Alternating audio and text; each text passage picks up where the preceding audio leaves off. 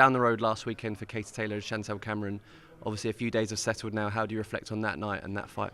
Just an epic event, epic fight, epic occasion. You know, the atmosphere, the moment, it's going to be looked back on for a long time to come. You know, I think the biggest moment of her career so far. Chantel was excellent. It was an excellent fight. Katie performed out of her skin, really, as the underdog to get a deserved victory. And massive moment for her career. Massive night for Irish boxing. You know, when you look at, obviously, you know, the 50-50 fights, if you like, Gary Cully, Paddy Donovan, and of course Katie Taylor. The Irish came through, which was very different to obviously earlier this year. So a big night for Irish boxing. Obviously, as is always the case in boxing, it's now about what's next. Katie said she wants Croke Park. You said you want Croke Park next. Have talks taken place since, or when would you like to sit down and sort of thrash that out? Talks are ongoing. I believe there's some even today. There's different arenas and stadiums that we can look to, but obviously Croke Park has always been the dream for Katie, and we'll have to see how feasible that is. You know, we just got to plan out our schedule for 2024. Will there be a fight before Croke Park? Will we wait for, you know, spring or summer, particularly in Croke Park? Do we go to Aviva? I mean, there's loads of different things to look at, and obviously, who will the opponent be? But we are a few days after the fight. Let the excitement settle and let the head settle, and then start planning for the future. You just alluded to the 2024 schedule there. I'm sure talks are happening behind the scenes about that. When can fans expect to hear news about things to come next year? Yeah, I mean, I think for us, we've been, you know, pretty good at mapping out that schedule sort of 3-4 months in advance for fight fans, and that's really what we want to try and do. So as we move into December, we want to get that schedule up and running as soon as possible, certainly for Day of Reckoning fight week at the latest, really, to get that mapped out for fight fans for 2024. But all of the work now is obviously finish a tremendous run to the year, but also start planning for some big nights in the new year. Just on that Day of Reckoning card, how excited are you to see Anthony Joshua back for the third time this year, working with Ben Davison? How's he looking in camp? How excited are you to see him? Yeah, good. I mean, I'm catching up with him tomorrow, being quite quiet, just working away, happy there, knows what he needs to do against Otto Warling. It's a very tough fight, you know, at short notice, but confident and excited to see him perform in December.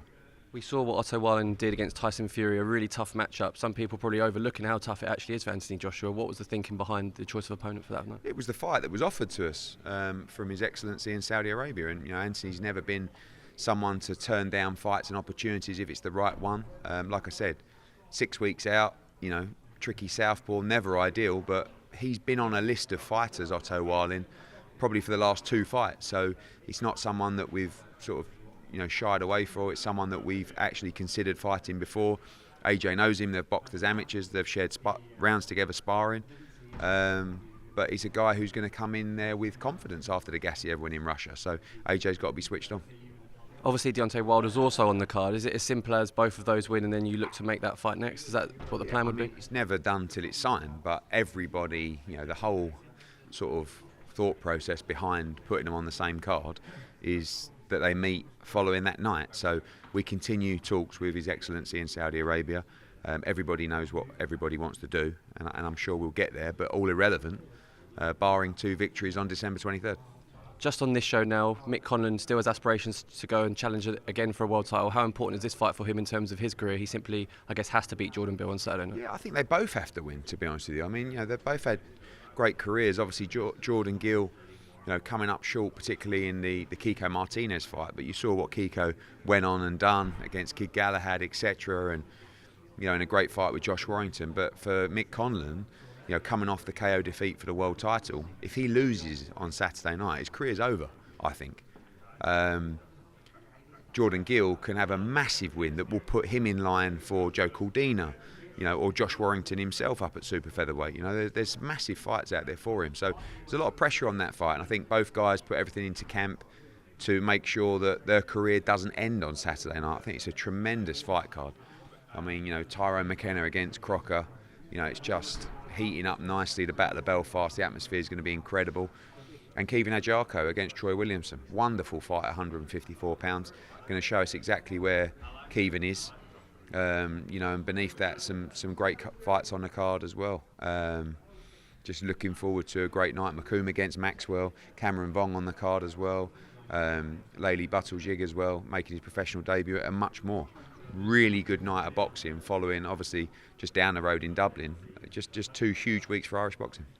It's been 7 years, I believe, since Matchroom were last here in Belfast. It's such a great fighting city. How excited are you just to walk out and just feel that atmosphere once again? Yeah, this place is a special place for atmosphere, and you saw in Dublin last week. I mean, I think it was probably, 8-9 years since we were in Dublin prior to Katie Taylor's return, and we've had some tremendous nights here with Carl Frampton and Ryan Burnett, and my dad before that. Belfast is a special fighting city, and there's going to be a huge crowd there on Saturday, and the atmosphere will be really, really special. This time we've got a great card from them, top to bottom, and they know that, and that's why they'll be there in their big numbers, and that's why they'll create another special atmosphere.